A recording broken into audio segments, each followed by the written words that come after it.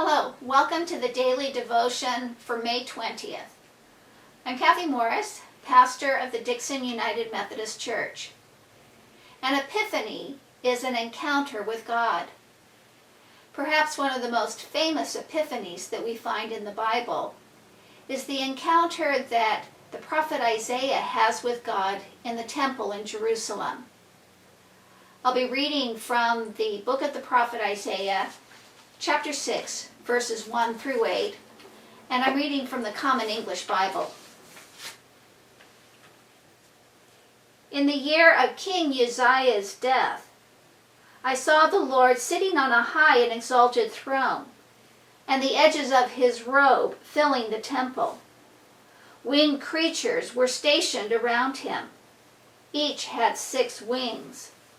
With 2 they veiled their faces, with 2 their feet, and with 2 they flew about.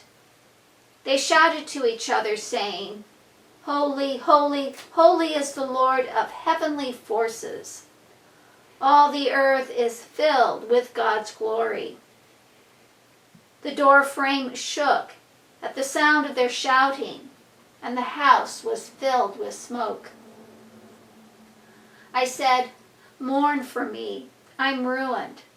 I'm a man of unclean lips, and I live among a people with unclean lips. Yet I have seen the King, the Lord of heavenly forces." Then one of the winged creatures flew to me, holding a glowing coal that he had taken from the altar with tongs. He touched my mouth and said, "See, this has touched your lips. Your guilt has departed, and your sin is removed." Then I heard the Lord's voice saying, "Whom should I send? And who will go for us?" I said, "I'm here.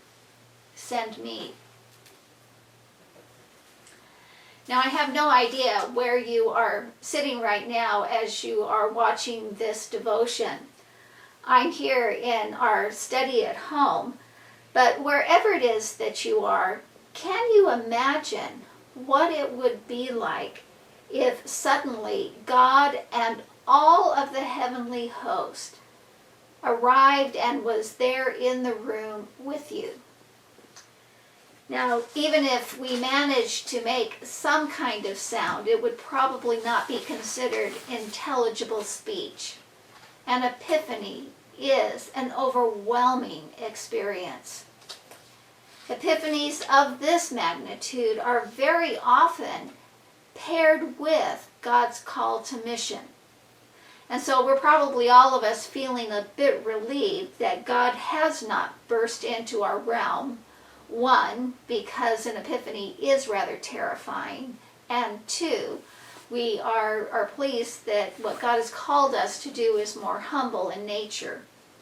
Nonetheless, we can be grateful for these stories from the Bible that remind us that God is with us and that God can break through at any time.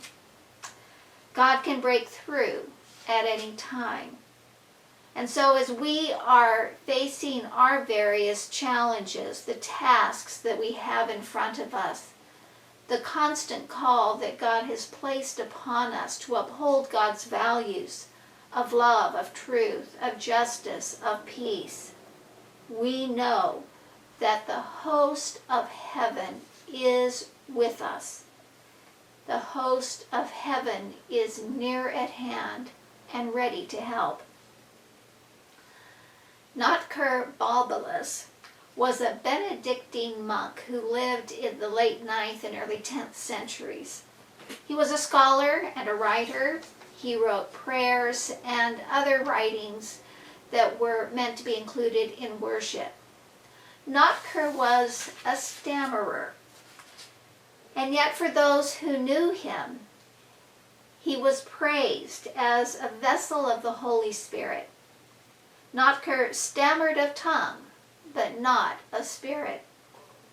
One of his prayers expresses confidence in God's faithfulness. God's faithfulness to those who trust God. Praise to you, O faithful God. You never fail those who trust in you, but you allow them to share your glory. You fight for us against everything that could attack or do us harm. You are our shepherd. You free us from the snare. You protect us who honor you, O God. Great is the sweetness you give. Yes, God is with us all the time, and God can break through to give us aid. The host of heaven is near at hand. For your prayer time today, I invite you to take a piece of cloth, a large piece of cloth, possibly a blanket, and then sit with it. Simply sit with it and imagine that you are holding the hem of God's robe. God's robe that is filling the room where you are right now. May you receive confidence, courage, and hope for the tasks that you face this day.